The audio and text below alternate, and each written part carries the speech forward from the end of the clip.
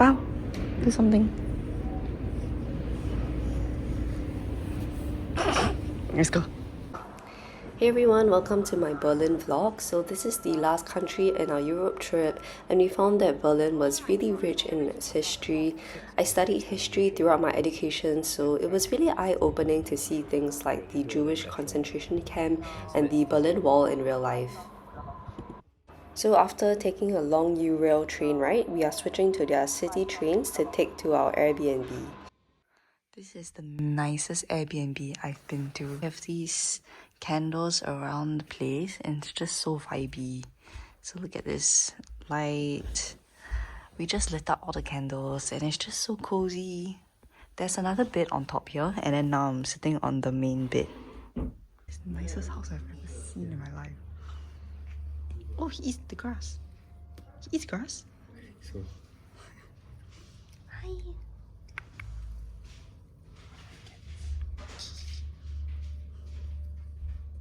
Our Airbnb room.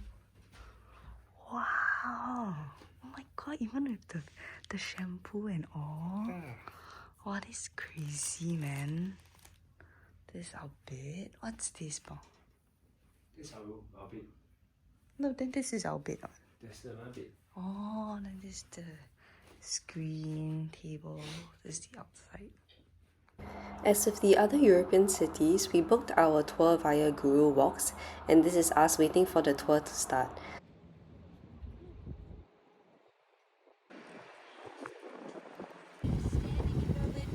Race. Right, and back then we had the Cold War, tensions between socialism and capitalism. This is the area with lots of museums. Unfortunately, Trev and I are not museum people, so we just enjoyed the buildings from outside, but we didn't plan to go in after the tour. This is a memorial of a woman grieving from her loss in the World War. Now we're currently walking to the empty library, which is a memorial of the book burning that happened over here. Yeah, So Berlin is known for its curry bratwurst, which is essentially curry sausage, but we didn't really like it. So this is one of the main borders between East and West Berlin, and during the Berlin crisis there was a standoff here, but luckily they were able to de-escalate this. There was a very solemn atmosphere here because this is the memorial to the murdered Jews in Europe. And at first I thought that these were the tombstones of the Jews, but actually these are concrete slabs that are just a monument to remember them by. It gets higher and higher. Wow.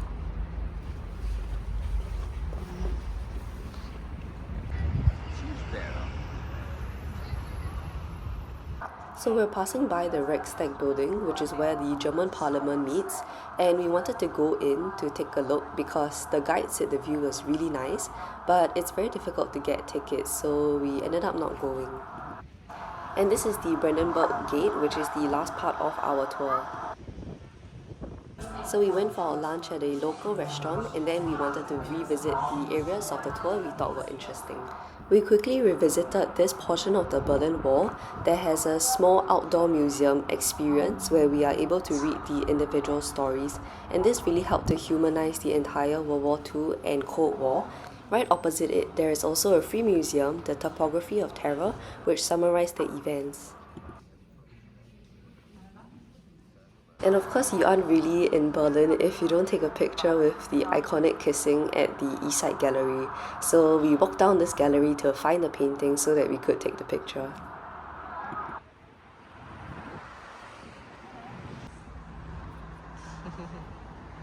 Wow.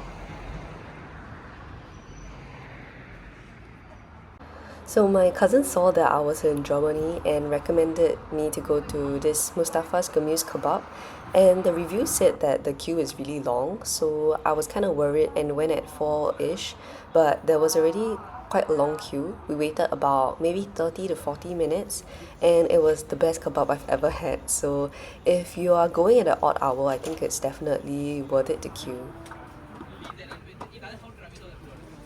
So on day 2, we went to the Sachsenhausen concentration camp, which is one of the Jewish camps, and the area was really huge.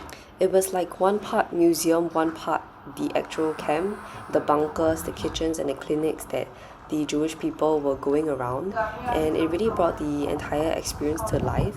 While walking through in the cold, we really were able to imagine the horrors that they had to go through.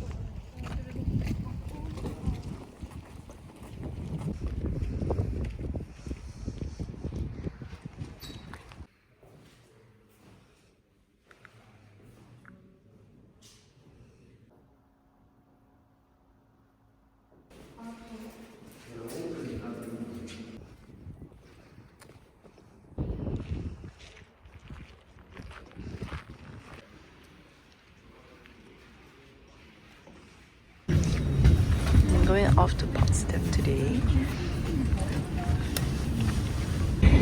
Welcome to Potsdam. It's bloody cold. It's very cold.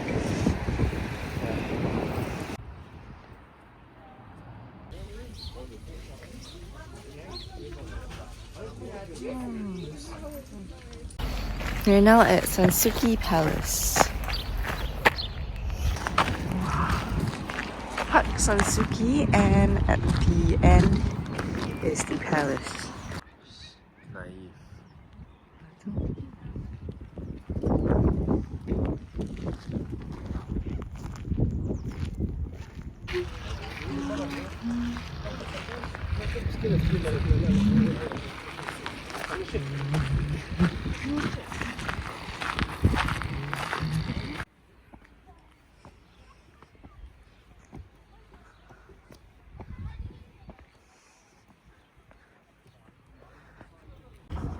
Generally in Potsdam, we found that the palaces and some of the museums were really nice, but because we didn't pay to go in, we could only admire it from outside.